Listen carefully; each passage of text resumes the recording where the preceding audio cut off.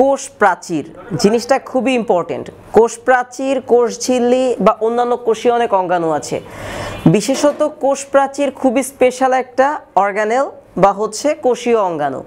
কোষীয় অঙ্গাণুর মধ্যে কোষ প্রাচীরটা একটু কনফিউজিং। কোষ প্রাচীরটা কনফিউজিং না, আমরা ছোটবেলা থেকে পড়ে আসি বা সবগুলা ক্লাসে পড়ানো হয়। কোষ প্রাচীর কার আছে?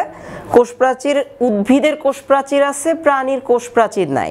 এই দুইটাই আমরা পড়ি, কিন্তু পরিবাহী সবগুলাই, কিন্তু আমাদের একটু কনফিউশন লেগে যায়। কনফিউশনের মধ্যে কি? সেটা হচ্ছে শুধুমাত্র উদ্ভিদেরই কোষ প্রাচীর আছে, বিষয়টা এরকম না। উদ্ভিদ ছাড়াও আমার ব্যাকটেরিয়া, আমরা জানি ব্যাকটেরিয়া এককোষী প্রাণী, ব্যাকটেরিয়ার কোষ প্রাচীর আছে। আমরা জানি ছত্রাক বহুকোষী প্রাণী, ছত্রাকেরও কোষ প্রাচীর আছে। সো কোষ প্রাচীর বেসিক্যালি শুধুমাত্র উদ্ভিদের আছে বিষয়টা এমন না।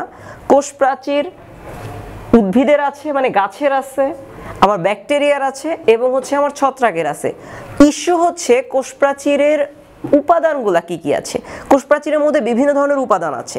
কোষ প্রাচীরের উপাদানের মধ্যে এই উপাদানে মোটামুটি বড় ধরনের একটা পার্থক্য আছে। পার্থক্যটা কি আমরা যদি একটু দেখার চেষ্টা করি।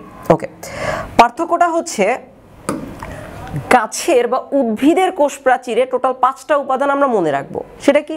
একটা হচ্ছে সেলুলোজ,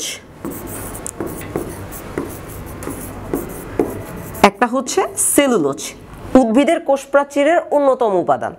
আরেকটা হচ্ছে হেমিসেলুলোজ,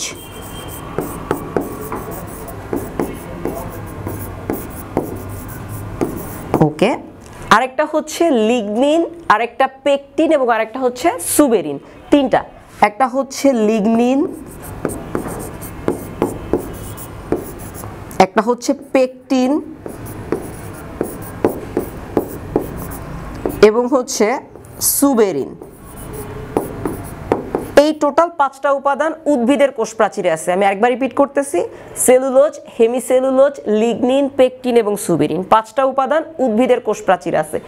ব্যাকটেরিয়ার কোষ প্রাচীরটা উদ্ভিদের কোষ প্রাচীর থেকে আলাদা। ব্যাকটেরিয়ার কোষ প্রাচীরে এই উপাদানগুলা ওই রকমভাবে থাকে না। এর ক্ষেত্রে কি হয়? এর ক্ষেত্রে লিপিড আছে। ব্যাকটেরিয়ার কোষ প্রাচীরে লিপিড আছে, ব্যাকটেরিয়ার কোষ প্রাচীরে প্রোটিন আছে,